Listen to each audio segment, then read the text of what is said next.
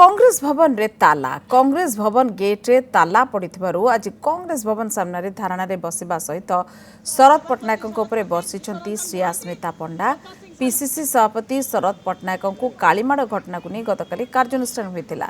श्रृंखला भंग अभियोग रे 5 कांग्रेस कर्मकर्ता को बहिष्कार करिछि दल। 6 वर्ष पई दलरो बहिष्कार करिछंती पीसीसी सभापति।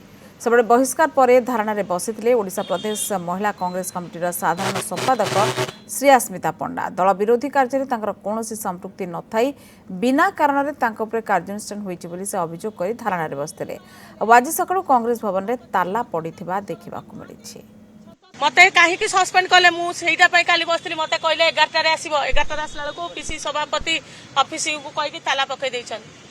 समान तो तांकर सेतिकी संसासन नै ना से ताला पकईबे।